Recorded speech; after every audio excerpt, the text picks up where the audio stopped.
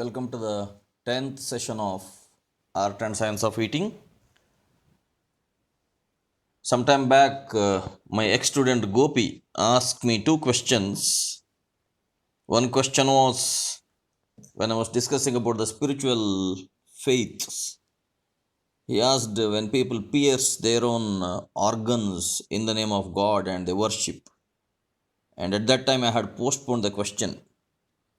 In more detail, we will be discussing about all those things in my presentation called Sacred Secret. If at all you people are willing to listen to all those things. Uh, for today, I'll just tell you a brief answer that this body is designed by God, this body is manufactured by God. People think that God is somewhere up there, God is somewhere in an invisible realm, and they also think that God is again a personality and God will get pleased just like human beings get pleased. All these are blind faiths which are derived from lack of knowledge. Because of the lack of knowledge of the self, or lack of knowledge of the God, or lack of knowledge of nature, either the aboriginals or the people who have been carried away by their selfish motives towards God, they kept on worshipping in many different foolish, stupid ways. All over the world, not just in this part of the earth, all over the world. Even today, such faith systems are prevailing, and I have given enough examples about it. So, just like fish is inside water and fish is searching for water elsewhere, and fish is thinking that water may be another very big fish, that is a very wrong belief for the fish. Same way, these human beings kept on thinking that God is another superhuman being, and this God, who is a superhuman being, can also become angry on people, and it is necessary for the people to satisfy this particular superhuman being. That's why, in one of his great speeches, Swami Vivekananda had told that if you are a buffalo, your God also will be a buffalo. You think that you are a human being, so your God also is a human being for you. You imagine God in the form of human beings only. That is how, even though India has got a great treasure of the Vedas, the people who did not study the Vedas, they developed their own faith systems, and they created many such images of God in the human forms, and they started sacrificing animals and birds to those particular deities whom they believed. And the height of foolishness is that they started torturing their own bodies, thinking that their God will be satisfied by the torturing of their own bodies. It's a very unhealthy faith which has no fundamental basis. So I'll suffice my answer for that particular question only for this much for this particular presentation. There are some fundamentals to be understood in any science. In the same way, there are many fundamentals to be understood about life. Unless the fundamentals are understood, we cannot discuss the subject matter in a superficial way. That is why those people who did not have the fundamental knowledge of their own body, even today, they believe in some other thing, in some other way, wrongly. Someday, all these people who are wrongly believing, if they want to really understand God, they'll have to take a U turn and come back because they have gone a wrong way, a long way. They'll have to take a U turn and come back, and they'll have to travel towards the right way. That is their choice. That is why I was quoting the sentence which was told in the Ishavasya Upanishad, Andhena eva niyamana yatha andhaha. Just like blind people are leading the other blind ones. Okay, that was the brief answer for the first question. Now, the second question he asked was, if the allopathic medicine is having this much of poisonous contents, why are we consuming these contents, and what is the other alternative available, or such related question? Now, the answer for this is, Ever since microscope were invented, they kept on checking the human blood, kept on checking the microorganisms, and they kept on labeling each and every microorganism, and they labeled them as, some of them as harmful, some of them as harmless, some of them are useful. That way it went on. When it went on, each and every microbe which is visible under the microscope, that was labeled, and when it came to health issues, they gradually understood by checking again the saliva or the urine or the blood of the affected person. They kept on identifying that there are a majority of such microbes in those particular samples, whether saliva or urine or blood or whatever. And then they kept on studying those microbes only, the microbes lifestyle only, and they kept on experimenting about how to kill these microbes. For killing the microbes, they started using different types of chemicals, and all those chemicals again they labeled them as, these chemicals can be used against all these particular microbes, and they call this particular work as their research. It is research. And it went on, and then they developed the habit of identifying a microbe only for a sickness, without understanding the basic principle that why a microbe multiplies inside the body. The microbe multiplies inside the body only if it is having a comfortable atmosphere inside the body. For example, if you keep your house clean, why your house will have house flies, or why your house will have cockroaches, or why your house will have rats? Let us say senselessly you dump all the materials inside your house, and you will give enough of corners and spaces, creepy spaces throughout your house for the cockroaches to dwell in, or the rats to dwell in, or the lizards to dwell in, and you don't keep your house clean, so that the even house flies will keep on running here and there, flying here and there. Now you made it a point that your house you did not keep it clean, and that is why all these parasitic creatures, they invaded your house.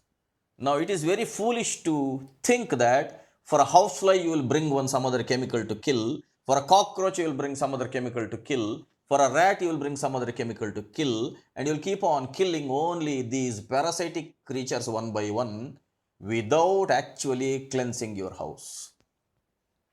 That is where the allopathic medicine or the European type of treatment went in a wrong way, because they also did not understand that this body is designed by God and manufactured by God. They did not understand this basic fact. That is why I keep on telling common sense is so uncommon. So, because of this particular fact, they attributed every disease for a particular germ or a particular microbe. Every disease they started finding out, this is the microbe, this is the germ, but they never thought about why this microbe went into the body in the first place, and why this microbe multiplied inside the body in the first place. They never bothered about it. This allopathic medicine started hardly 300 years before, after the microscope was invented. What were the health systems before that? There was Unani there was Siddha there was Ayurveda here. Siddha medicine, Ayurveda medicine, Unani medicine, they are all here. Even the Tibetan method of healing, that is also there. Once the microscope got invented, once they started documenting all their findings, people started believing in them only. Because now you can see the microbe. Gradually they ignored the 5,000-year-old healing system of Ayurveda. Ayurveda treats a human body as Panchakosha: Annamaya, Pranamaya, Manomaya, Vijnanamaya, Anandamaya. This is from the Taittiriya Upanishad. Even in the Vedanta, even in the Yoga Shastra, even in the Ayurveda, there is a different approach for treating health or for declaring somebody as healthy. But here what happened is, only in the physical level they started defining health as disease is the cause of microbes. Microbes are causing the disease. They never thought that The person's body has to be kept clean outside also, inside also, as much as possible. Because they never thought that this body is God's design, God's manufacturing. They simply thought that this God is nothing but the outcome of a sexual intercourse between a male body and a female body. Yes, sexual intercourse is only a means of reproduction. Again, it's a divine mechanism. Udbhija, Svedaja, Andaja, Jarayuja. That is the method of reproduction which is happening in nature. So two bodies are meant. It is called as a Nimitta Karana and Upadana Karana, material cause and instrumental cause. So it doesn't mean that just because of the sexual intercourse, if one offspring is born, it doesn't mean that these two male and female parental bodies designed the body or they manufactured the body. Nothing. They only had a momentary enjoyment there in that activity. That's all. Otherwise, the body was designed by God, the body was manufactured by God. But the Western people, they had a different concept of God as such, as I've been telling earlier. Each one of them, they have a different concept of God for themselves. Some of them have a personal God, some of them have a family God, some of them have a village God. I don't know. Totally, they have all been confused by all these individual faith systems. Religion is something different, spirituality is something different. Deepak Chopra has told a very beautiful sentence that religion is believing in somebody else's words, whereas spirituality is believing in your own experience. Religion is believing in someone else's experiences, whereas spirituality is believing in your own experience. That is where yoga stands the top and Vedanta stands the top. Okay. Now, because of this, as they did not understand God clearly, they treated this body as the outcome of a sexual copulation and they thought that the disease is because of the germs. Now, this went on that way, and whenever it was due to the advent of technology, whenever people kept on getting a documentary evidence for each and everything, even for the existence of microbes, they started getting documentary evidence. Naturally, people went away from the divine world, they went into their own materialistic or individual world. And that is when, for each and every germ or for each and every microbe, they started producing chemicals. What happened later was a pity. Pity in the sense, health became an industry. Healthcare became an industry. Healthcare became a multi-million business. People's health became a business. That is when in Sanskrit we have a Subhashita which says, Vaidyaraja namastubhyam Yamaraja sahodara Yamaha harati pranan Vaidyaha pranan dhananicha. Means, O Yama, Lord of Death, salutations to you. And Vaidya, O Doctor, salutations to you. O Doctor, salutations to you. You are Yamaraja's brother. You are the brother of Lord of Death. Yamaha harati pranan Vaidyaha pranan dhananicha. Yama takes away only life, whereas you, doctor, you take away life also and money also. That is a sad situation nowadays, where people die only in the ICUs, people die only in the multi-specialty hospitals with the oxygen cylinder mask on the nostrils and syringe on the wrist. Syringes and lot of pipes connected to the body.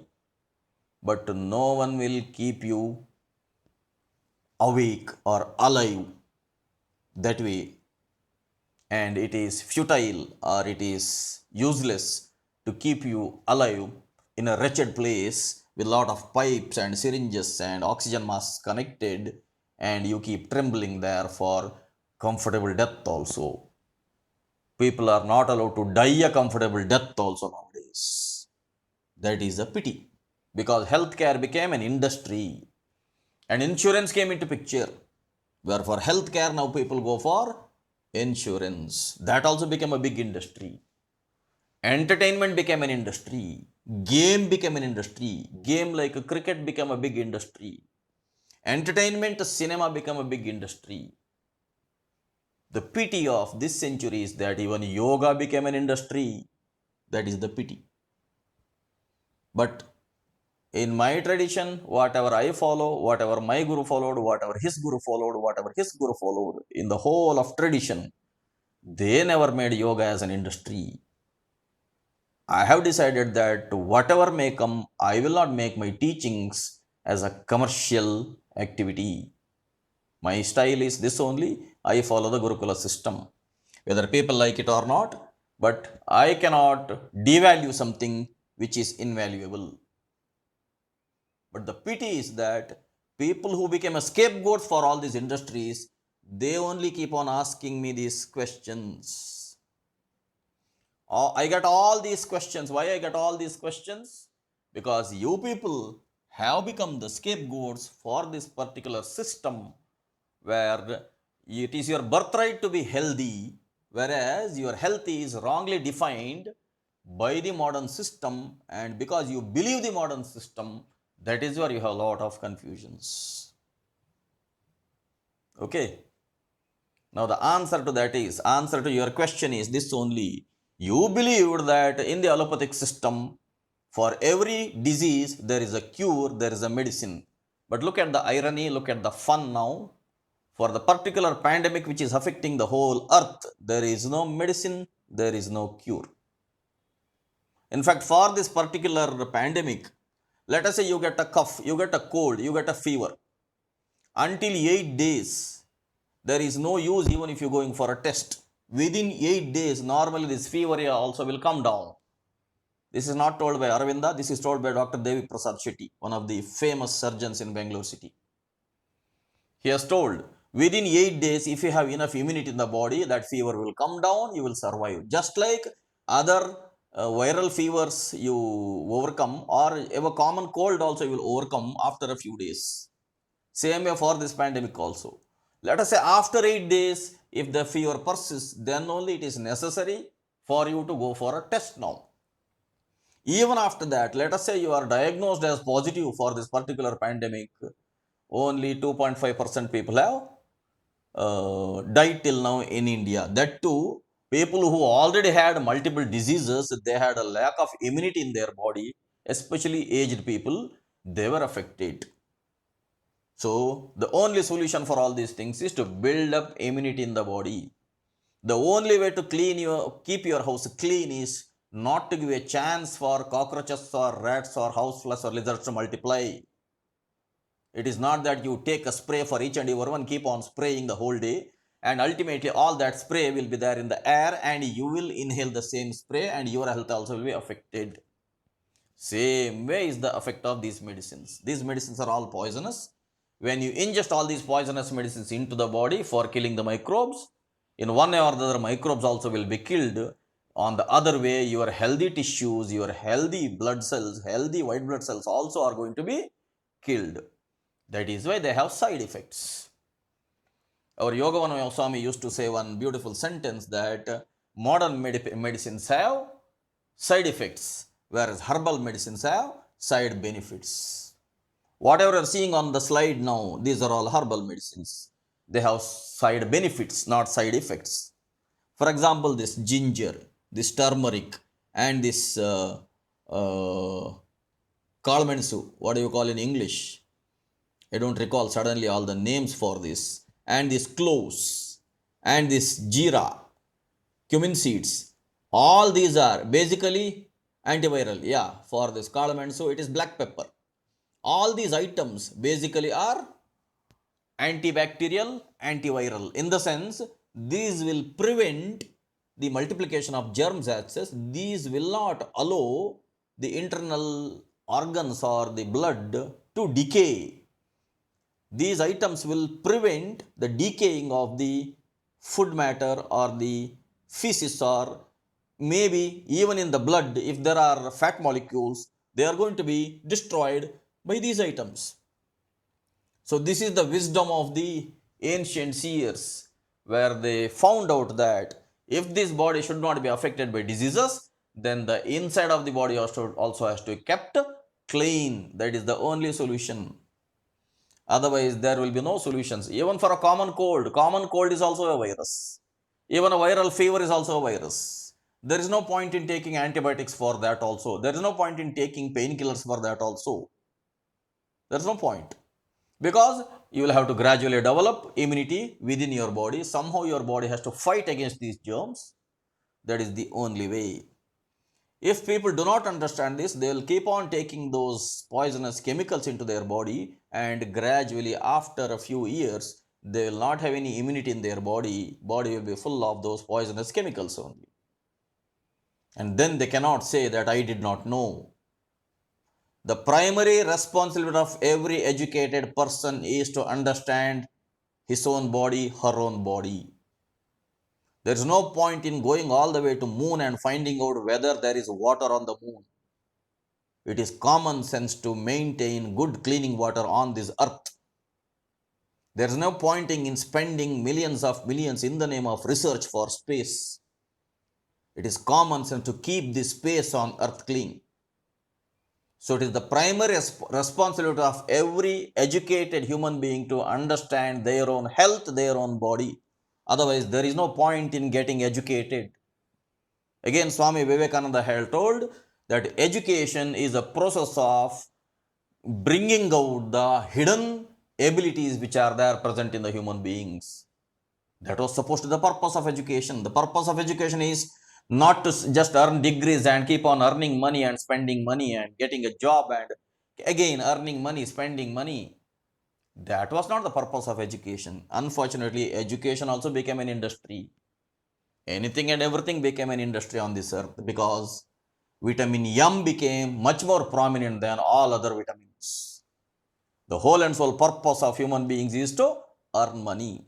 As soon as a kid is born, look for its LKG seat, UKG seat, kindergarten seat, pay donation to the school, and keep on sending the kid to the school, primary school, high school, PUC, college, and keep on pressurizing for it to get a job or get into business and again to earn money and urgently earn money, more assets, and keep on doing this. This is a vicious cycle where people lost their physical health also, people lost their mental health also. And we expect that society to be healthy. This is the basic reason. Okay. Some of you may keep on objecting to whatever I say. Yes, you can object to whatever I say because you have the freedom to live that way. But if you keep on objecting, someday when you realize that body is a God-given gift, you cannot object that particular point. You may object to all my viewpoints in different ways. You cannot deny the fact that your body is designed by God. So it becomes your primary responsibility to believe in God, and it's a primary responsibility to understand your own body. That is where the role of a guru or a guide comes into picture. It is very easy to become a teacher nowadays. Everybody is a teacher nowadays. It is very difficult to become a student. I am a lifelong student. When I present all these things, I may tell you that I am a teacher. Professionally also I am a teacher. In my yoga classes also I may say that I am a teacher. But internally I am a student and I will remain a student. My teacher is within me. He is the one who is teaching me daily new lessons. And through his teaching only I am projecting these lessons to you people. That's all. This fish is in touch with water. And this fish is telling other fishes not to be in touch with only fishes, to be establishing a contact with the water also. In my Facebook, I have put so many such sentences that it is the primary responsibility of the fish to get in contact with water because it is the water which decided that let it create fish within itself. This fish may keep on establishing contacts with other fishes and it may think that I have so many fishes as my friends. No, the water is the best friend for the fish because water is available always to the fish. The water did not isolate itself from the fish. So that way, a fish called Aravinda is always in touch with water. And this fish called Aravinda is telling other fishes, establish contact with water, establish contact with the inner self, establish contact with God. Self-realization and God realization are one and the same. If you understand your own self, and then you understand God. Yata Brahmande, Tatha Pindande. Just like the macrocosm is mysterious and infinite, the same way this microcosm is mysterious as infinite. So it takes a hell of a time for you to understand the universe.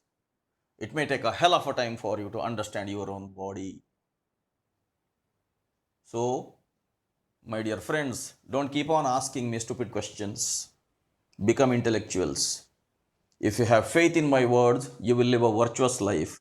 Otherwise, you will keep on asking me all types of stupid questions, and my time gets wasted only in justifying your ego. Whenever you ask your stupid questions, it simply means that you want to satisfy just your own ego, nothing else. I am not here to satisfy your ego. I am neither here to satisfy my ego. I am here to educate people. That is the only purpose of this presentation. This I have made it clear from the beginning, and I have to keep on making it clear, maybe till the end, I don't know. That is where teaching job is the toughest job on earth.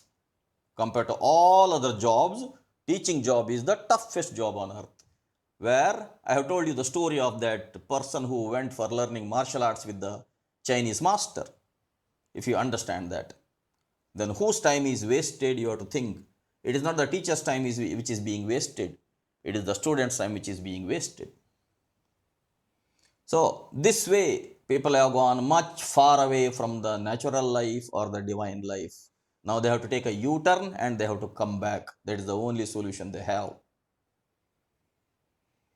With this basis, this slide I have been discussing yesterday. Now look at this and again compare the allopathic medicines with these medicines. All of those chemicals, they have side effects because they are harmful, whereas all these items which you see on the slide are natural items and they don't have side effects, they have side benefits. This will become clear to you in my next slide. How to identify a natural item as food or poison. Okay. One day I had gone to meet Yogavana Swami. It was in 2011 and 2012. For those 2 years I was in touch with him. We regularly used to go whenever we had holidays. Just like I am a mad person, I have some mad students with me. Whenever we decide to go somewhere, we simply go somewhere. Just like Mukundur Swami says, Yadyano dasa andre hegel mel kadasa. Very beautiful saying Mukundur Swami says. Same way, when we decide to go somewhere, I simply send a message to them or I simply call them, we simply decide to go. So that way we used to go, we used to be in touch with Yogavana Swami. Someday evening we used to go to his ashram where we used to sleep at night there only, and early morning we used to wake up and we used to go for a walk on the hilly regions. So what happened was, one day me and my one more student Rajshekhar and one more student Chandrasekhar, we three had slept at night there, and early morning we went on top of a hill. On the hill there were some shrubs, and on those shrubs there were some fruits. I simply picked up a fruit and put it into my mouth. Immediately Chandrasekhar told, Sir, don't consume all those things. Some of them may be poisonous, we don't know. Then I told him, I know how to find out which one is a poison and which one is a fruit. And he said, how?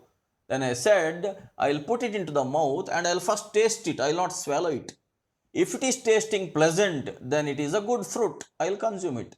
If it is tasting unpleasant, then I'll simply spit it out. It will not go into my stomach, so it is harmless for me. Then he said, is it so easy to find out like that? Then I told him, yeah, you do like that. In all these tea manufacturing companies, there are tea tasters. They are paid heavily. Whenever a batch of tea leaf is produced, they have to have a sample tea and somebody has to drink that tea. If the tea is tasty, then only, if the tea quality is maintained, then only QC tested will happen, because there is no mechanism or a machine available to check the taste of any food product. There are all other types of sensors, but how do you sense the taste? For sensing the taste, a human being is required. So there are tea tasters. These tea tasters, they'll pick up a cup of a tea, they'll put the tea into the mouth, they simply taste it, then they spit it. Their job is to keep on tasting the tea whole day. Now he cannot drink that tea whole day. Next day he may not rise up at all. So what they do is they simply put the tea into the mouth, they taste it, then they spit it. And they certify that this tea can be processed and packed and shipped. Now think about the wisdom what they have. They taste it, it does not go into their body as such. Same way, this is a common sense to find out which natural item is a food or which natural item is a poison. Put that item into your mouth and without swallowing any of the essence of that item, just taste it through your tongue.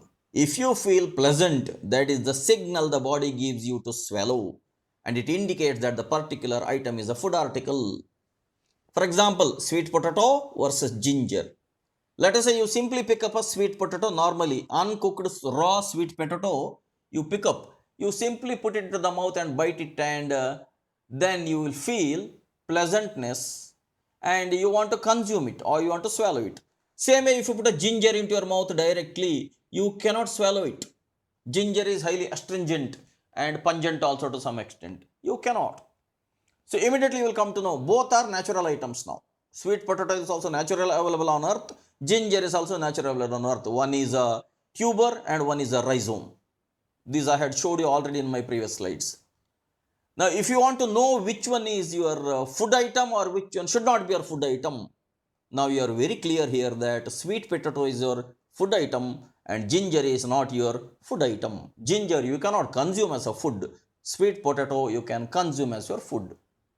This is how you can directly identify. You don't need a microscope for all these things, or you don't need any sensory apparatus or any other machine for taking this particular decision. If the taste is heavily astringent or pungent or bitter, then it is not a food article for you. And immediately the body will develop a reaction, either saliva or tears or vomiting. Let us say if it is astringent, more and more saliva will be produced in the mouth. If it is pungent, along with the saliva, tears will come in your ears. And if it is very bitter, immediately vomiting will happen. This body will immediately develop a reaction before you swallow it. As soon as it is inside your mouth, just think about the people who take allopathic pills. As soon as some people put the pill on the tongue, sometimes the kids will immediately vomit it. Kids will immediately develop a vomiting sensation. Many times they will vomit it. When they vomit it, these parents will again grind that tablet and again they will give it to the sick child, and they are ingesting poison there into the child's body. Body is rejecting it that I don't want it, but still people are forcibly giving it. Body is much more intelligent than you and me. Yesterday somebody asked me, drinking wine is good for health. I became so angry because painstakingly I had discussed about alcohol. How can you put alcohol into the God designed body, God manufactured body? Let us say, with the same alcohol in your stomach, can you be going to a temple to worship God? And if wine is good for health, then let them give wine only as a tirtha in temple. Will they be? And will you be taking? Better your temple becomes a bar and restaurant or your temple becomes a wine shop itself. Now, how people can toxify or make their own body impure by ingesting alcohol into the body, and then they justify that somebody else will say that wine drinking is good for health. For such questions, what should I answer? So, becoming a student is really very difficult because everybody is a teacher. Everybody has a WhatsApp university, everybody had a Google university. Everybody is a teacher. But I am a teacher who is intuitively speaking. I don't teach through books or through memorizing. I keep teaching based on whatever comes from within. It is up to you people to accept or to reject it. Up to you. So, if it is very astringent, saliva. If it is very pungent, tears. If it is very bitter, it is vomiting. This item is harmful and toxic. When this item is harmful and toxic and it kills germs and worms, this item is harmful and toxic. So this item can kill germs, it can kill worms, because germs only become worms. Wherever the food is decaying, wherever anything is decaying, there only worms get produced. And that means this particular item will not allow decay to happen because it can kill germs. But it is poisonous or toxic to the body. So, in small quantities, it can be used as medicine. Only in small quantities, it can be used as medicine. So, ginger in small quantities can be used as medicine. Ginger cannot be consumed as such because ginger is astringent and pungent. Similarly, neem leaf is bitter. Bitter gourd is bitter. So they are not actually food products for you because you know that they are bitter. Whoever has tasted neem, they know that how much bitter it is. During Yugadi, they give bevu and bella. Now people will easily consume bella. They don't want to consume bevu, but they are given as medicines on the same day. Now, if the neem is very much bitter, similarly that triphala, that arlekai, haritaki, myrobalan, it is really very bitter. Because it is bitter in small quantities, it can be used as a medicine because it prevents the multiplication of germs inside the body. Once it goes inside the body, it kills germs and naturally it will not allow worms to multiply in the body. That is how body remains clean inside. That is why remember again the Yoga Swami sentence where he says herbal medicines have side benefits. You take a herbal medicine for one purpose, you will have multiple purposes solved inside your body. They don't have side effects, they have side benefits. And remember the sentence which Girdhar Kaje told, Ayurveda is not an alternative medicine, Ayurveda is very much a native medicine for Indians. Even Indians have gone far away from their wealth of wisdom. They have to come back and again own whatever the ancients gave them as a treasure. In our website sacredyoga.in, in one tab you can find out, purposefully I have named it as Sanskrita treasure, and you can go there, click there and find out what all we have posted in our website. And if at all you want to download all our PowerPoints which I have been using as educative resources in our website sacredyoga.in, all those PowerPoints are right now there. You can download all of them. There are many articles which we have posted there. You can download all of them. You can read them. After you read all of them, then only ask some questions with me.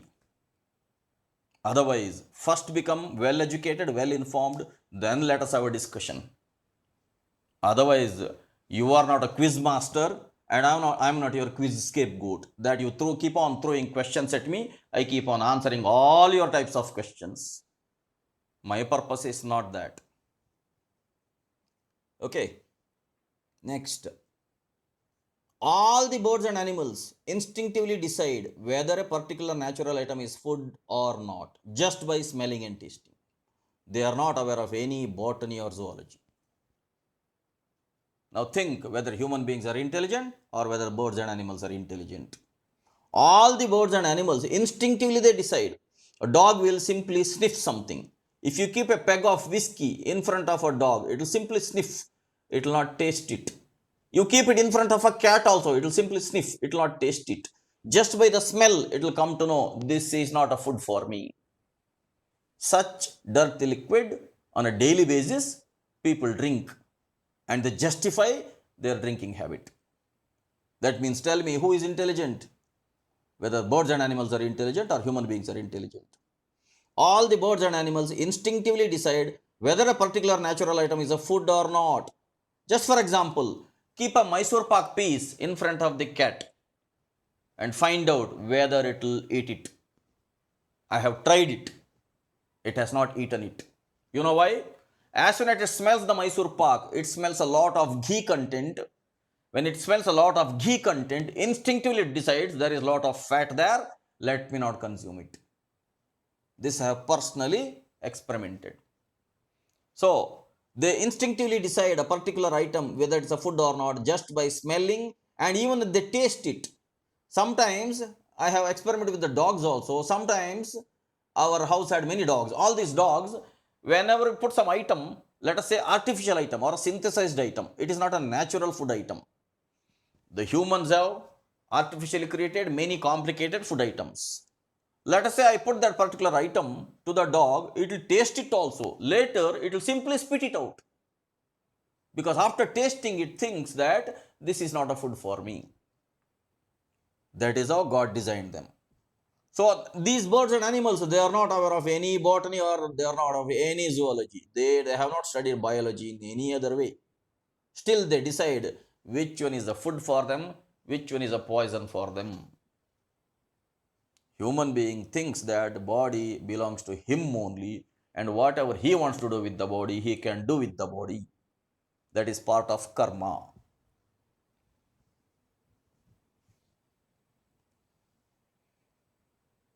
Long back, Hippocrates told, let food be thy medicine and medicine be thy food. Very wise statement. This doesn't mean that, let us say Hippocrates said, medicine be thy food. It doesn't mean that keep on consuming medicine only. What is meant that in the food let there be medicine. Let food be thy medicine. Let all this food which you are seeing around in this picture, they have medicinal content. You can see onions here. Onions are not directly food, but they have medicinal content. Onions are not sweet in taste. They are astringent and slightly hot in taste. When you consume a raw onion directly, when you bite on it, you will get a lot of tears. Why? When you cut onion itself, you will get a lot of tears there, which means that it is not a food for you. But we regularly use onion. Why? Because onion has the property of detoxifying blood. People have been asking me how to detoxify blood. What I have been telling? I have been telling, go back to natural food. Avoid all the modern food items. Respect the traditional food. What your grandfathers were consuming, that was called as food. Whatever in the presentation you are consuming, it is completely artificially synthesized, flavored, packed, complicated food.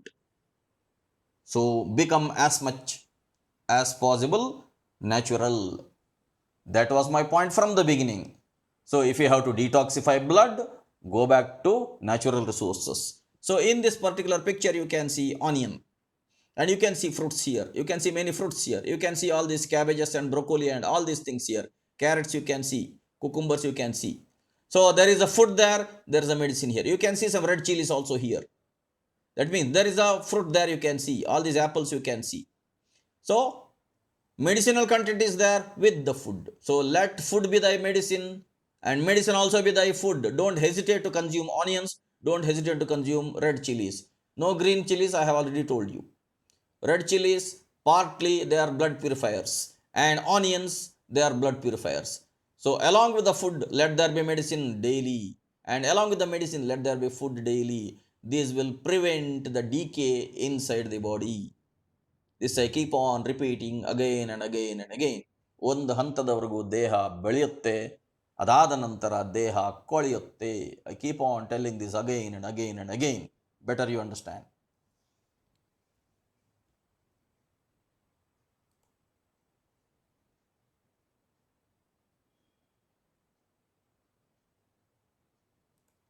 Okay. Okay, Gopi, fine. I don't know whether you asked or somebody else asked. Anyway, you also been asking many questions. It's fine. I gave the answer for them also, whoever answered that question. Look at the wisdom of Indian cooking. Ingredients of Indian cooking. Spice name, cumin seeds. In Kannada, jeerige. Cumin seeds, jeerige, coriander, kothambari, fenugreek, menthya, ginger, shunthi, garlic, ಬೆಳ್ಳುಳ್ಳಿ, onion, ಈರುಳ್ಳಿ, black pepper, ಕಾಳುಮೆಣಸು, ಪಾಪಿ seeds ಗಸಗಸೆ, carrom seeds ಓಮ, nutmeg ಜಾಯಿಕಾಯಿ, turmeric ಅರಿಶಿಣ, mustard ಸಾಸಿವೆ, ಸಿನಮೆನ್ ಚಕ್ಕೆ, cloves ಲವಂಗ, ಕರಿ ಲೀವ್ಸ್ ಕರಿಬೇವು, ಅಸಫೇಟಿಡ ಹಿಂಗು. The Indian kitchen is so much healthy and so much wealthy. This is the wealth of Indian cooking. Basically, this is Ayurvedic cooking. Now you can see all this. Now people don't ask me research data. People have been asking me research data. You find out your own research data.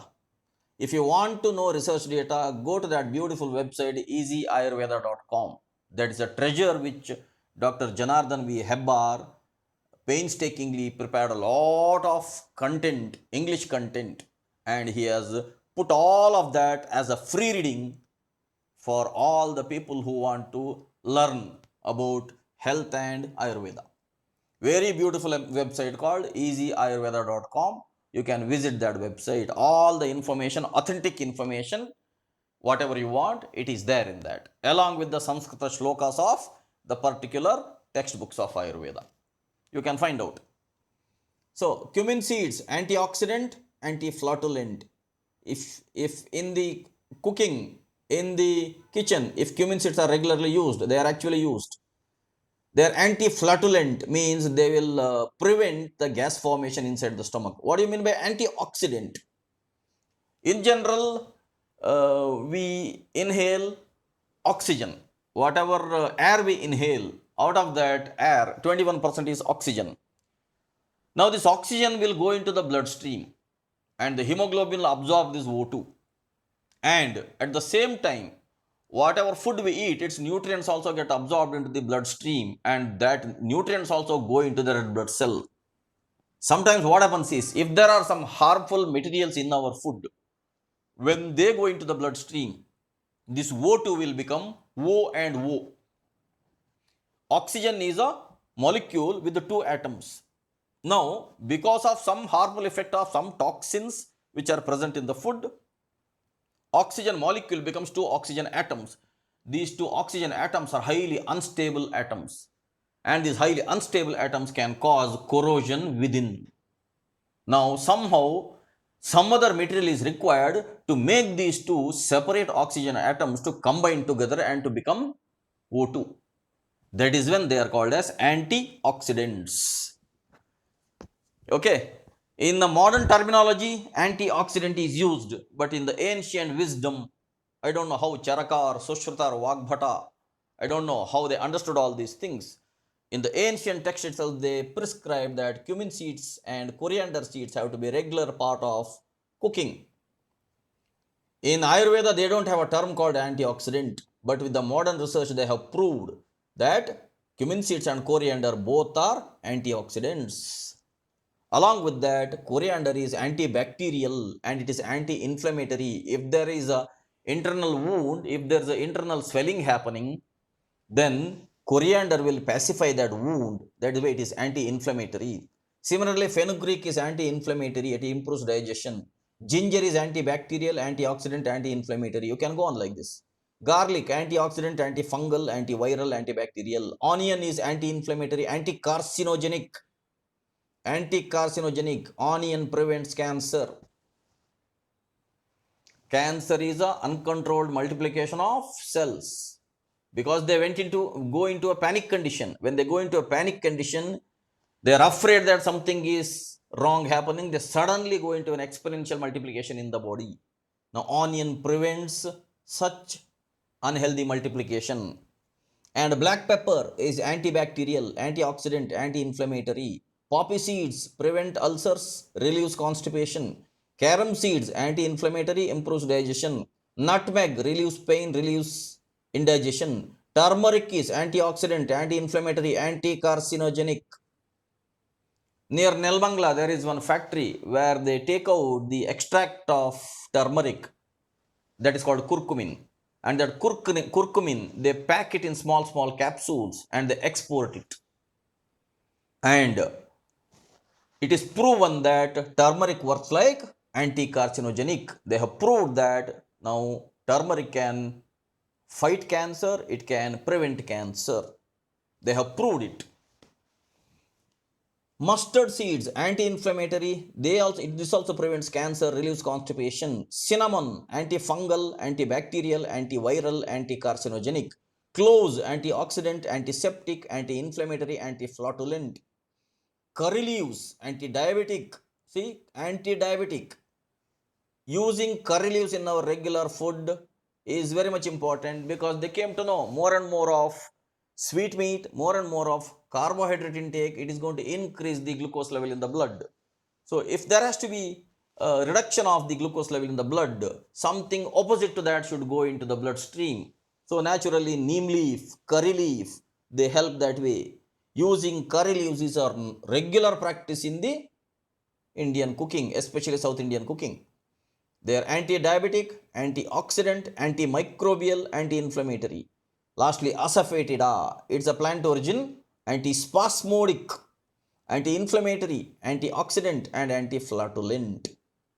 Spasmodic, muscles catch sometimes. Gas gets accumulated within, and many times there will be muscle catch, there will be heavy pain.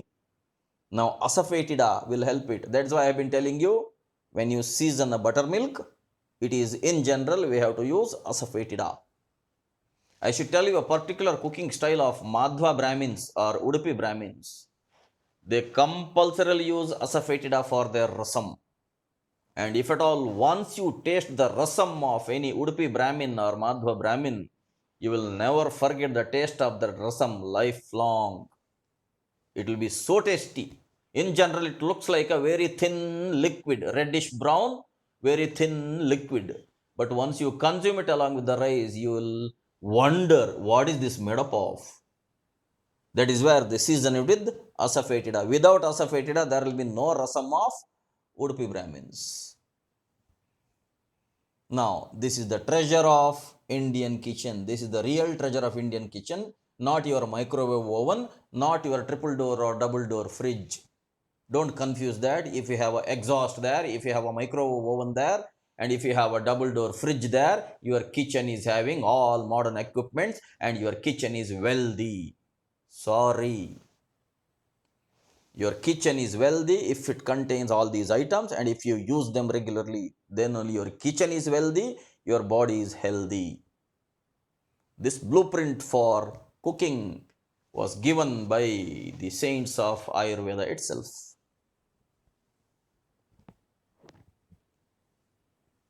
Okay, today's story. Let me take a small break for drinking water.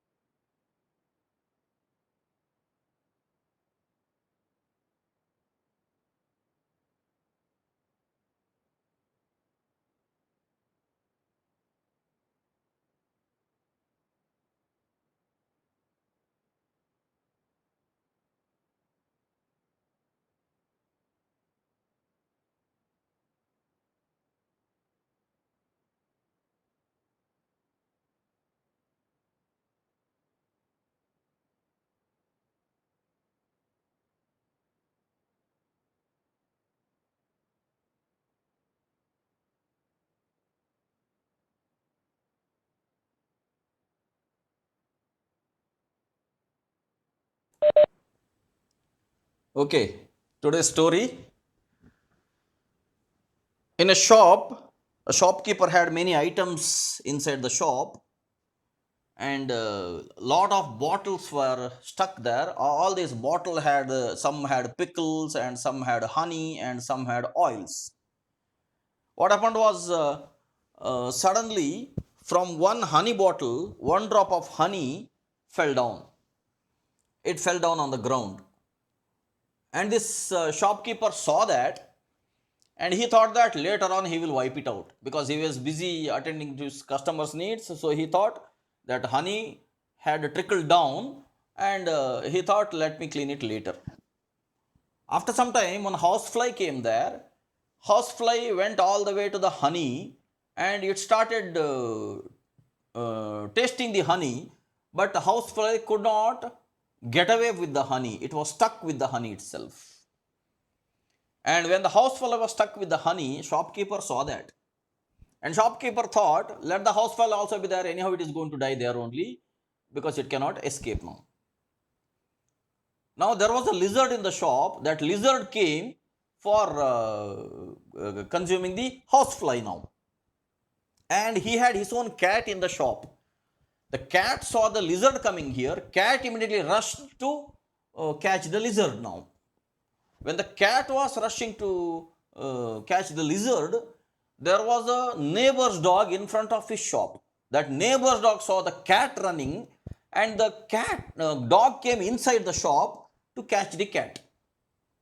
Now the shopkeeper became so angry, he picked up a stick and he started beating the dog. Immediately the dog started howling and the dog started crying in pain. Dog went back to neighbor's house. The neighbor immediately came. Neighbor saw that dog is being beaten. Neighbor immediately came to the shop and he started quarreling with the shopkeeper, saying, "How dare you touch my dog?" And the shopkeeper started telling, "How dare your dog come into my shop?" And the argument went on. When the argument went on, the shopkeeper's wife came there and the neighbor's wife also came there. After some time, the shopkeeper's family came there, neighbor's family came there. And they all started quarreling with each other. After some time, this shopkeeper had his own friends and relatives. All of them came there. The neighbor also had his own friends and relatives. All of them came there. And they had a big verbal fight. Finally, the verbal fight became a physical fight. And they all fought with each other heavily. Then they all got exhausted. They all went back to their own houses. And the shopkeeper came back to close the shop. When the shopkeeper came back to close the shop, he saw the fly there, house fly there, and the honey drop there. Then the shopkeeper thought for himself, all this happened because of one drop of honey which fell down. If I would have cleaned it in the very beginning when it fell down, housefly would not come there, lizard would not come there, cat would not come there, dog would not come there, I would not beat the dog, they would not beat me. All this happened because of my very small ignorance. My dear friends, the moral of the story is, whenever you find a small problem, nip it in the bud. Whether it is a physical problem, whether it is a mental problem, any problem which is bothering you, nip it in the bud. Don't keep it pending. If you keep it pending, whatever happened in the story, that is going to happen. A small problem will gravitate tomorrow. It will become bigger tomorrow. People will add more and more flavor into it purposefully. There will be some people who will like you. There will be some people who do not like you. And naturally, there will be two teams now. Some people who want to defend you, some people who don't want to defend you. I keep telling with my colleagues that if you are like me, then you will like me. If you are unlike me, then you will dislike me. Now, if you like me, you will listen to me. You will listen to me, then you will gradually like me. You will listen to me because you are like me. Let us say you are unlike me, then you will dislike me. I keep on telling about yoga, Ayurveda, Vedanta, and you may think that you are a hyper technological modern 21st century being with all types of equipments and facilities. Now, if you are unlike me, then you will naturally dislike me. Now, if you are unlike me, when you dislike me, you and me are not in synchronization. So that if there are issues, even the minor issues, they must be nipped in the bud. They must be solved at that moment itself. They should not be kept pending. If they are kept pending, tomorrow they will become bigger. In yesterday's session, I had showed you the picture where the reason for sickness is physical sickness, mental sickness. Reason is, I have told you already yesterday enough. So today's moral of the story is, as much as possible, try to live a problemless life. You don't create problems as such. But if at all problems crop up to the surface, at the very beginning itself, try to stop those problems, try to solve those problems, irrespective of what others think of you. This has been my method. If there is a problem, my top priority will be to solve the problem, irrespective of what others will think of it, because others may not try to solve the problem also. They may be part of the problem also. Others may be part of the problem also. If we don't solve the problem, then each one is a problem for each other there. And we talk about health. Mind should be as much clean as the body also, for you to be healthy. With this message, let me go to the next slide. I have told you that I will be telling you the formula of herbal tea and kashaya. In general, herbal tea is without milk and kashaya is with milk. We consume this regularly at home. Sometimes my wife prepares such herbal tea, or else we buy. There are very good herbal tea powders available in the market. There is a very good kashaya powder called Samruddhi. It is from Malnad region. It is tasty also, it is healthy also. You can always buy this Samruddhi Kashaya powder. It is a herbal tea only. If you add milk to it, it will become Kashaya. Otherwise, you can consume it as herbal tea also. So, if at all you want to prepare this herbal tea at home, cumin seeds 50 grams, coriander 50 grams, dry ginger 10 grams, cloves 10 numbers, nutmeg or jaikai 2 numbers, black pepper 5 grams, saunf 10 grams. Saunf means sompu. Cardamom 2 numbers, bhaje 10 grams, and almonds 100 grams. See, almonds are added here for nutrition. Dry roast all these items, then dry grind to make into a fine powder. Boil half teaspoon of this powder into 1 glass of water. Adding a little jaggery or rock sugar. After cooling, strain it and drink it. This is herbal tea. The same powder can be used to chew with the betel leaf. If at all you don't want to consume herbal tea, after supper, you can chew betel leaf. Betel leaf is good for health because betel leaf is astringent. So same powder can be used to chew with the betel leaf. Spread the honey on the leaf and pack a little amount of this powder inside the leaf and chew it slowly. This was the suggestion given by Yogavana Swami himself. Optionally, betel leaf can be chewed with gulkand also. Even gulkand is a very good nutrient. If at all you people come towards Malleshwaram, near Kuvempu Circle, Malleshwaram, it was earlier called as Malleshwaram Circle. Now there is no circle, there is an underpass. Now there is a Kuvempu statue there. Very near to that, there is one Benne Gulkand shop.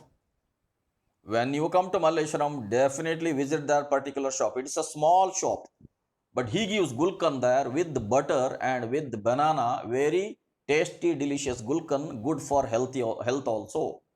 Whenever you come towards Malleshwaram, I have already told you that I am a Tindi Pota. I am a foodie. Around Malleshwaram, whatever food joints are there, wherever healthy items are available, I am quite familiar with that. Sometime back in my Facebook page, I had put sacred places of Malleshwaram and I had added all these things right from Mantrimal till 18 Cross. What all food item, very good healthy food item shops are available, and where all Ayurvedic shops are also available, all that I had put in that sketch. If at all I have that sketch, later I may share it with you also. So, if you come to Malleshwaram, definitely visit that Gulkan shop near Kuvempu statue. Very small shop, but it is prominent. If you ask anybody there, they will show the shop to you. Or you will see some people on the footpath tasting that Gulkan there. When you watch around, you will see that. Now, Kashaya is with milk. Whatever I had told you about the composition earlier, similar composition here. I will go quickly. Cumin seeds 25 grams, coriander 25 grams, dry ginger 5 grams, cloves 20 numbers, nutmeg or jaikai 1 number, black pepper 5 grams, saunf is 5 grams, cardamom is 2 numbers, bhaje is 10 grams. Okay. Yeah, my colleague Lipsa has asked me what is bhaje. Bhaje, it's a Kannada word. It is a small wooden pulp which is slightly pungent in taste, astringent and pungent in taste. In general, whenever my grandmother used to take care of the children, small kids, whenever we were kids also, this bhaje was ground on a stone and its liquid form was put on our tongue. That is how my tongue became so sharp and I am able to speak so clearly because of my grandmother's caretaking. I really don't know what is the name given for bhaje either in English or in Hindi. That's why I have put a name bhaje itself. Later on, others who are more knowledgeable about bhaje, they can find out the English name or a Hindi name. For some items, there may not be Hindi or English name as such because some of these are very local to South India or Karnataka state. Whereas this is available in Grandige shops. Those shops are also called as Grandige shops only because they keep on selling such root items or such medicinal items. If at all you come to Malleshwaram, you will find near the 8th cross, you will find two Grandige shops. They have been running for generations together. Their forefathers, their grandfathers were running that. Then their sons started running. Now the grandchildren are running the shops. They have very beautiful collection of medicinal items. So Baje 10 grams, turmeric 3 teaspoon, fenugreek or methi 5 grams, carom seeds or oma, ajwain 5 grams, cinnamon or chakke 5 grams, and poppy seeds or gasagasa 25 grams. In addition, a few garlic pods also can be added. Dry roast all these items, then dry grind to make into a fine powder. Use half teaspoon of this powder to boil with 1 glass of milk now instead of a water. Earlier one was with water. Along with jaggery and rock sugar, strain the milk and then drink it. This is called kashaya. You can enrich this kashaya by adding some more items. In addition, the following ingredients in the dried form can also be added. You can add a little bit of hippali, Jyeshta Madhu or Madhupatre. These two are different things. Jyeshta Madhu is different and Madhupatre is different. All in the dried form. Vayuvilanga or Tulsi or Brahmi or Ashwagandha or saffron or Sugandhi roots or mint leaves or curry leaves, betel leaves, Guduchi leaves. Guduchi means in Kannada we call it as Amritavalli. I think in Hindi also they call it as Guduchi only. Pashana Bhedi, in Kannada we call it as Dodpatre. So all these items, you can dry them in the sunlight, then you can make a powder. Little bit of this powder can be mixed with the upper side powder. All these are medicinal items. Okay.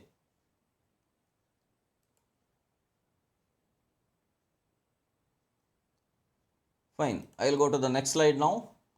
My suggestion is stop drinking coffee tea as such and start using either herbal tea or kashaya. Gradually, with the experience, you will come to know each item how much to be added, and you will gradually come to know how to prepare kashaya on a regular basis. If you find all this is very difficult, then in general, in either Ayurvedic shops or in organic shops, you will find a lot of kashaya powder being sold. That also you can buy and you can use them. There are specific herbal teas separately for Vata people, separately for Pitta people, separately for Kapha people. There is a Vata dosha tea recipe. Take a quarter teaspoon each of freshly grated ginger, ground cardamom, crushed cinnamon, and ajwain. Only these four items. Okay, and you can use this as only for Vata dosha. Means if you people who have gastric trouble, for gastric trouble, just take this herbal tea continuously for 1 week. This is enough. Freshly grated ginger, ground cardamom, crushed cinnamon, and ajwain or oma. Specifically for Pitta dosha people, people who have a lot of heat. Vata means air, Pitta means heat. People have a lot of heat. Take a quarter teaspoon each of fresh cumin seeds, fresh coriander seeds, fennel is sompu, and fresh cilantro. Cilantro is kotambari soppu in Kannada. And fresh rose petals. You add all these and make a herbal tea. This is specifically to reduce the temperature of the body. Lastly, kapha dosha. People who keep on getting cold. Yesterday somebody told that he keeps on getting phlegm. That is kapha dosha. To get rid of the kapha dosha, take quarter teaspoon of dry ginger and dil seeds or sabbasge bija. In Kannada we call it as sabbasge. Dil seeds, fenugreek seeds or menthya seeds, and 1 clove. And using this, prepare a herbal tea. Take continuously for 1 week. Method is mix all of the required ingredients. For taste, quarter teaspoon of licorice or stevia powder can be used. That licorice is Jyeshta Madhu. Stevia is Madhupatre. I had shown you in the previous slide. Here, Jyeshta Madhu in English called as licorice. Madhupatre in English is called as stevia. Both are slightly sweet in taste. So, quarter teaspoon of licorice or stevia powder can be used and boil 1 cup of water, add the herbal mixture to it, steep for about 5 minutes, strain and then drink.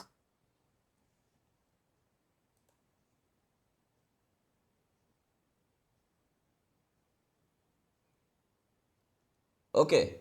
Boiling the kashaya and the herbal tea for 5 minutes is enough. Yeah. Just like a tea decoction. You already know how to make a tea at home, normal tea at home. Same way. This is a herbal tea. That's all. And somebody has given sweet flag or Vaikunt is English for Baje. Okay, thank you. Who told this? Sharath has told it. For Baje, the English name is sweet flag or Vaikunt in Hindi. Yeah? Okay, fine. In my slides, I'll add that later on. Let me note down. What is that? Sweet flag or Vaikunt. I'll have to check this also. Sweet flag or Vaikunt, that is for Baje.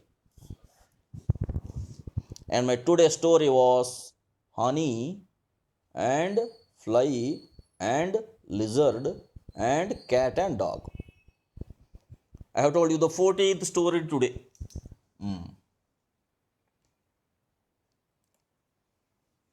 Let me go to the next slide.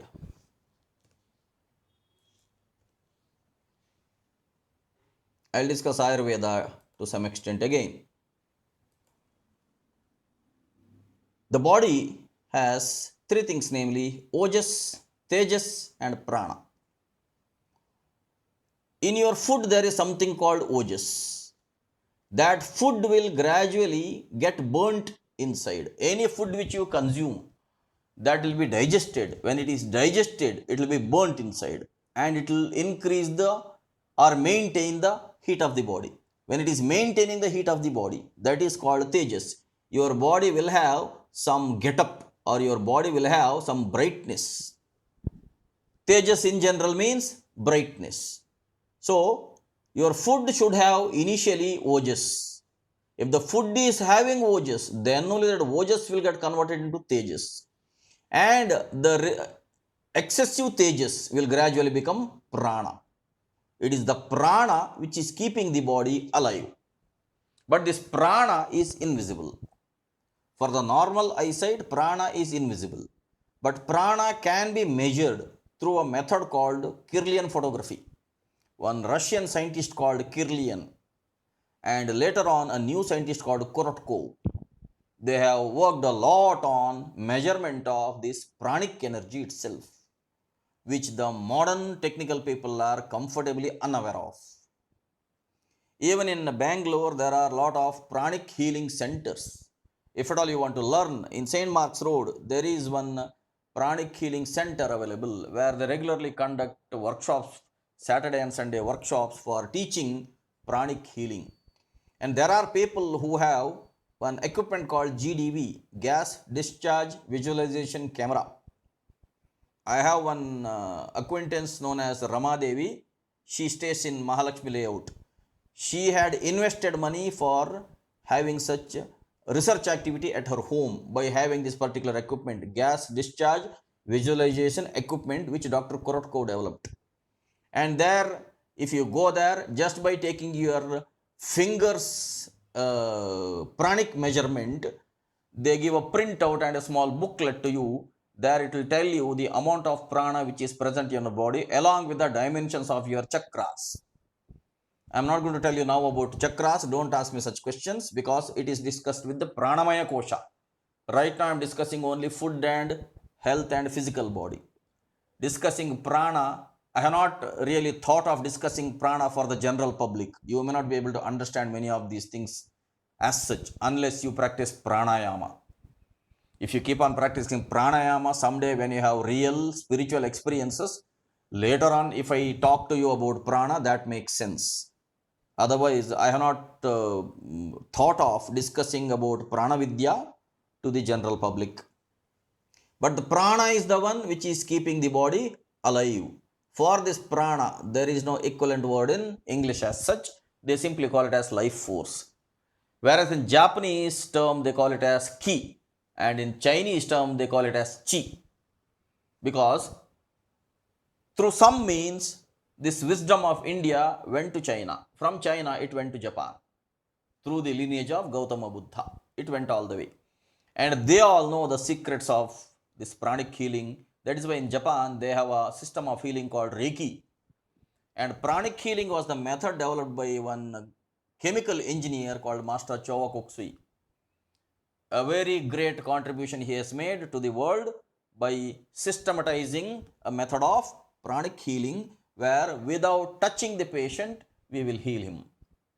I have personally done so many cases in the last 20 years without touching the patient, without prescribing any medicine. We just heal the patient just by our own method of moving our hands around the patient, by cleansing the pranamaya kosha, by energizing the chakras. So prana as such is invisible to the normal eyesight, but prana can be measured by means of the equipments which I have told you. And prana can be seen by dogs and cats. Prana can be seen by the evolved yogis who have meditated for years together. I have not done it that way. That is why I cannot see the prana. I am a pranic healer, but I cannot see the prana as such. I can only touch the prana, sense the prana. Whereas I have one teacher come guide in Bengaluru, Dr. Narayana Savant. He can actually see the prana. He has that ability because he has been meditating since his childhood. Okay, I hope it is sufficing. I should not speak more about prana now as it is out of my context here. Food should have ojas first.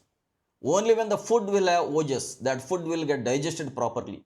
The digested food will yield tejas, and the tejas which remains there will gradually yield prana. It is the prana which is keeping the body healthy. When a child comes out of the mother's womb, it borrows enough prana from the mother. Then gradually when it comes out, it starts breathing. After it starts breathing, the body starts generating its own prana by means of respiration and food consumption. Whereas when the child was inside the mother's body, it was not breathing as such. When it was not breathing as such, how it was alive? Because of the mother's prana. So it was borrowing some of the mother's prana, and when it comes out, the breathing activity starts. That means from now on, it has become independent. It has to keep on generating its own prana for survival. That is when breathing and food are related there. God made the first food as milk for the child to consume. So let us not have any more negative discussion on milk also. The point is what? Point is the food which you consume should have ojas, nutrition. If it is having ojas or nutrition, the food will get burnt inside your stomach, and food will break up itself into its counterparts, small nutrient parts, and in turn they will be burnt by the red blood cells. In the mitochondria, the glucose will be burnt by utilizing the oxygen which is inhaled, and it produces calories. That is how the body remains warm, and the body will have radiance, the face will have glow. That is called tejas. Now if there is excessive tejas, the tejas will remain around the body. It will remain like a magnetic layer around the body. We call it as a bioenergetic field. I should tell you one more great person called Barbara Ann Brennan. She is from Canada. I don't know now whether she is there or not. She has written two beautiful books. One book is called Hands of Light. One more book called Light Emerging, where she gives a beautiful illustration about how the human body contains 7 sheets. Whatever I told in the Taittiriya Upanishad, the same way. And she keeps on discussing how all researches have been done to understand this prana itself, or to understand how actually through oxygen intake and through food consumption, how energy is produced in the body, and how the same energy can be used to heal people. In one way, in India, it is custom to fall to some elder's feet, and it is custom for that elder to bless with the palm. That is one method of healing itself, where without their own knowledge, the elders will be passing their prana to the one who has touched the feet. And there will be a circuit happening where the person is touching the feet, where the palm will be on the head. There is a circuit happening where if the elder is having enough prana in the body, you already know the laws of physics. Energy moves from the region of higher concentration to the region of lower concentration. In the same way, this biomagnetic field will get transferred to the person who is asking for blessings. So especially in India, blessing is a spiritual activity, blessing is a sacred activity, and this is what happens there. Interested listeners can later on read these two beautiful books. One is called Hands of Light, one is called Light Emerging, where she, with lot of illustrations and pictures and enough theory, she has done PhD in this particular field only, Barbara Ann Brennan, and she has written a book on this. She calls it as biomagnetic field. Okay. So if there is tejas, tejas will get converted into prana. That prana remains around your body. Just like around the magnet, there is a magnetic field. Around the human being, there will be a biomagnetic field. That itself we call it as prana. So the counterpart, ojas, will be normally binding. Here, kapha, pitta, vata means don't get confused with the earlier terminologies. Many of the Sanskrit terminologies have multidimensional meaning. Ojas is one type of binding because your food is bound. So ojas has a counterpart of kapha. Whereas tejas is warming. When the same food gets digested, it releases energy. In the mitochondria, the nutrients are converted into calories, and then it is called pitta. Prana means it is spreading around the body. It is spreading around the body. All excessive energy will remain around the body. In general, every normal healthy human being will have nearly 1 foot to 1.5 feet to 2 feet of magnetic field around the particular person. And if at all there are two people who are coming very close to each other, and then this overlap of 1 foot to 1.5 feet to 2 feet, that merges with each other, that overlaps. When it overlaps, if one person is having a larger energy without their own knowledge, that energy will be transferred to the other person also. This is a fact. And on this fact only, basic principle of pranic healing is working. You will have to visualize all that. For more details, you can read those two books which I have been mentioning. So basically, vata or prana is going to spread around the body.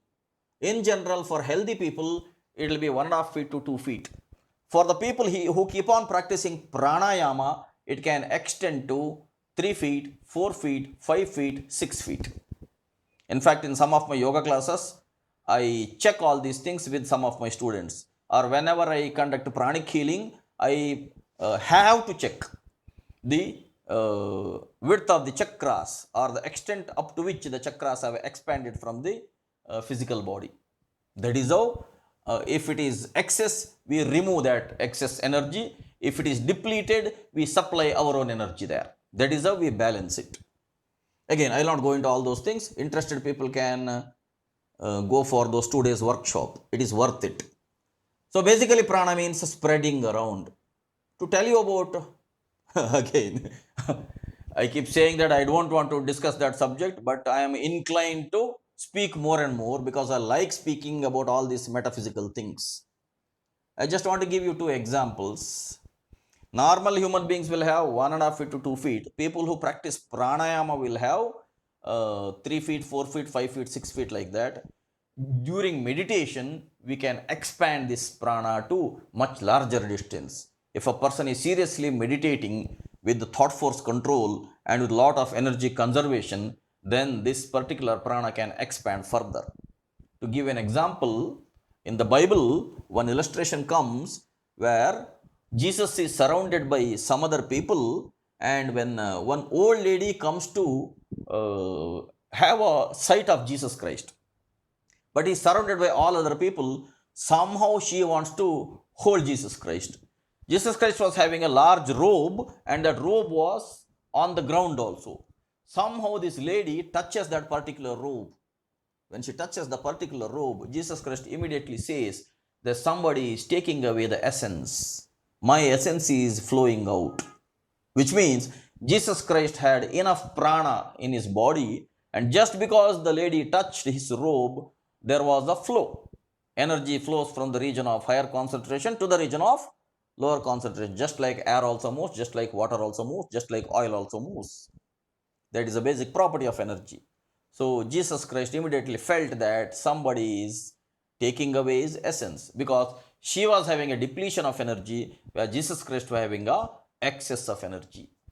In fact, Jesus Christ had an experiment with his own disciples, and his disciples are checked that Jesus Christ had a prana up to 500 meters around his body, nearly half a kilometer. Jesus Christ had such a divine prana around his body, and the people did not allow him to have a peaceful life on this earth. Now people expect that he should come back. I am going to ask, why should he come back? When he was alive, people did not allow him to live peacefully. When Shirdi Sai Baba was alive, people had troubled him a lot. Now people go in a pilgrimage to Shirdi, marble covering, package trip, and branches of Sai Baba temple everywhere. Even in Malleshwaram, we have a Sai Baba temple. But what did they do when Shirdi Sai Baba was alive? He was staying in a graveyard with some broken wall, and his company was a stray dog. He had only one small rug. That was the way Shirdi Sai Baba lived. He used to say, Sabka Malik Ek hai. He used to say, Allah Malik hai. He used to say. What did people understand out of his teachings? Now people perform, conduct Sai Ram, and they keep on conducting package trips, and that has also become an industry. This is how the holy people on this earth have been treated. When they were alive, they were ill-treated. When they are gone, they are worshipped. The same case happened with Jesus Christ. So he is not going to come back. Even if he is going to come back, I am going to tell him, please go back. Because people have not stopped sinning at all. And don't take a contract of taking their sins with you. Will they stop sinning anytime? I should ask Jesus Christ now. So imagine the great prophet Jesus Christ who had half a kilometer of prana around him. Now think about how much of prana he must have conserved, how much of meditation he must have done. In the whole of the New Testament of Bible, he keeps on saying, my Father, my Father, my Father. And he says a very beautiful sentence in the New Testament of Bible that my Father's house has many mansions. What is the meaning of this? My Father's house has many mansions. Now, if you take this human body itself, this is my Father's house. Now, this Father's house has many mansions. It has Annamaya Kosha, Pranamaya Kosha, Manomaya Kosha, Vijnanamaya Kosha, Anandamaya Kosha, Brahmamaya Kosha, Nirvanamaya Kosha. It has 7 dimensions. Gayatri Mantra has got 7 Vyahritis. Those are the 7 dimensions. The same thing Jesus Christ told in his own language. Same way this universe is multidimensional. We are on earth. Moon is revolving around earth. Earth is revolving around sun. Sun is revolving around Milky Way galaxy. Milky Way galaxy is also moving around something else. We don't know where is the center. We don't know where is the periphery. There may not be a center at all. There may not be a periphery at all. In one of the philosophical books, one beautiful sentence I had read many years before, that this universe has center everywhere and circumference nowhere. There is center everywhere. For moon, earth is the center. For earth, sun is the center. For sun, galaxy is the center. For galaxy, something else is the center. We don't know. There is center everywhere and circumference nowhere. This universe is infinite. That is when Jesus Christ told, my Father's house has many mansions. Even the universe has multiple dimensions. Even the human body has multiple dimensions. That was the greatness of Jesus Christ. Those of you who are still listening to me and appreciating my speech, please read the book Autobiography of a Yogi. A great book. Every one of you must read that particular book, Autobiography of a Yogi. It is translated into 56 languages. It is prescribed as reference books in California University. And in that book, Paramahamsa Yogananda, he relates Bhagavad Gita and Bible together in a very beautiful way. Now you may say, sir, stop all that, come back to art and science of eating. Okay, I'm coming back to art and science of eating. I hope here I'll stop, and next class again I'll continue the discussion of this slide. There is one question, may I know the best time to consume kashaya? In the evening. I had told already about it in my previous slides. In the evening, instead of consuming coffee or tea, instead of having all those snacks like beli puri, pani puri, all that, samosa, kachori, all that, or benne dosa, masala dosa, kali dosa, set dosa, idli vada, all that, you consume kashaya in the evening. Okay, through pranic healing, can we heal disease like headache from remote?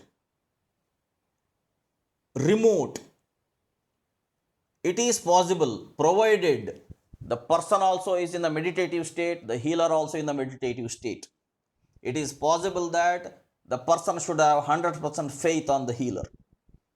And in a particular time when the healer says you should go into a meditative state, the patient should be ready to meditate. Is it possible that patient should ask? Not just headache. Madam, if you keep on asking me about my way of healing people, I have healed a particular person, chronic person who was suffering for years together, and that patient's doctor only recommended that I should heal that lady, the patient's family doctor. Okay, I have so many such cases. Healing works wonders that way.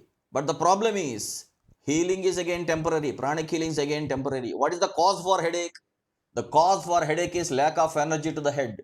Why lack of energy to the head? More of head usage, less of physical activity. If there is more and more of breathing, and if there is more and more of energy in the body, you will never get headache. If there is optimum rest taken, then you will never get headache.